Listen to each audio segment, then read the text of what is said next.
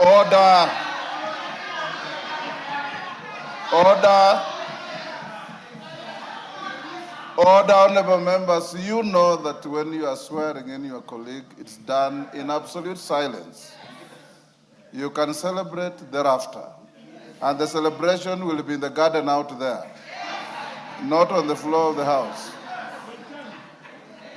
Good afternoon. Good afternoon.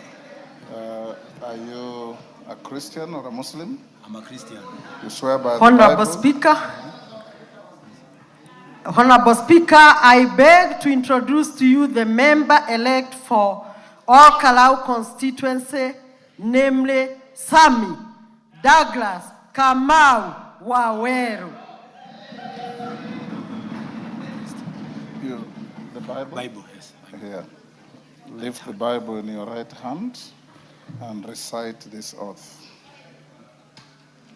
Starting with your name. I, Sami Douglas Kamau Waweru, having been elected a member of the National Assembly, do swear in the name of the Almighty God that I will bear true faith and allegiance to the people and the Republic of Kenya, that I will obey, respect, uphold, preserve, protect, and defend the Constitution of the Republic of Kenya, and that I will faithfully and conscientiously discharge the duties of a member of Parliament. So help me God.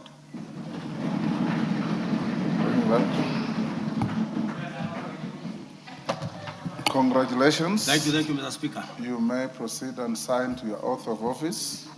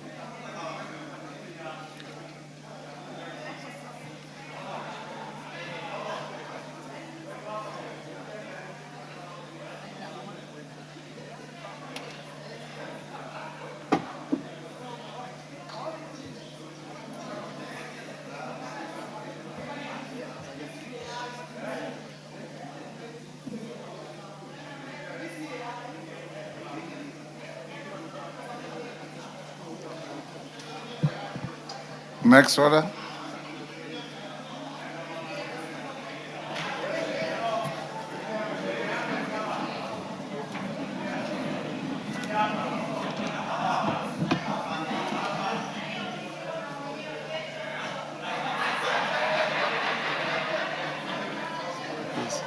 And next order. Order number 2, communication from the chair.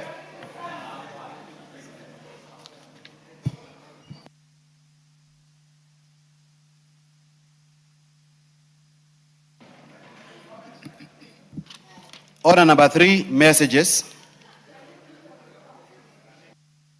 Members on their feet, take your seats.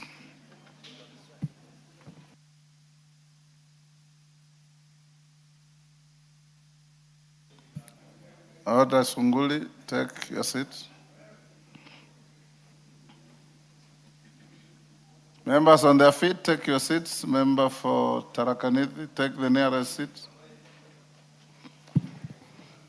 Honorable members, I have a message from His Excellency the President, a referral of the Public Procurement and Asset Disposal Amendment Bill 2024 Honorable members, I take this opportunity to welcome you back from the short recess. It is my earnest expectation that honorable members have recharged and stand ready for the odious legislative task awaiting the House during this part of the fifth session. Honorable members, pursuant to the provisions of Standing Order 42 on messages, I wish to convey to the House a message from His Excellency the President regarding the referral of the Public Procurement and Asset Disposal Amendment Bill, National Assembly Bill number 48 of 2024, back to Parliament for reconsideration. Honorable members, in the message, His Excellency the President informs the House that in exercise of the powers conferred upon him by Article 115(1)(b) of the Constitution, he has declined to assent to the Public Procurement and Asset Disposal Amendment Bill 2024 and has accordingly referred the bill back to the National Assembly for reconsideration, expressing specific reservations thereto. In the Presidential Memorandum, honorable members, the President has expressed reservations on clauses 2, 3, 6, 7, 8, 10, 12, 11, 12, 13, 14, 15, 16, 18, 19, 20, 21, 22, 23, 24, 25, 26, and 27 of the bill. Consequent to those reservations, the President has detailed the reasons in respect of his refusal to assent to the bill and made recommendations thereof on the specific clauses for consideration by the House. Chief among these concerns is the definition of foreign and local firms, which is impractical and inconsistent with the government's goal of attracting foreign direct investment, mobilizing private capital, and improving the business environment. Honorable members, you may recall that the said bill was passed by both the National Assembly and the Senate on 28th November 2024 and 12th May 2026, respectively. Thereafter, I presented it to His Excellency the President for assent in accordance with the provisions of Article 115 of the Constitution. In view of the President's referral for reconsideration, the House is now required to consider the President's reservations to the specific clauses. Honorable members, Standing Order 154.2 requires the House to consider the President's reservations within 21 days upon receipt of the memorandum. In this regard, the message from His Excellency the President, together with the Presidential Memorandum of Referral, are hereby referred to the Departmental Committee on Finance and National Planning for consideration. The committee is required to table its report soonest to enable the House to consider the President's reservations within the said timelines. Upon conclusion of the consideration of the President's reservations by this House, I will transmit the decision of the National Assembly to the Senate, seeking its concurrence on the said decision. All members, may I at this point remind the relevant committee, and indeed the House, that the Speaker's communication of 28th July 2015 concerning the consideration of the President's reservations to a bill and amendments thereto will apply as shall be necessary.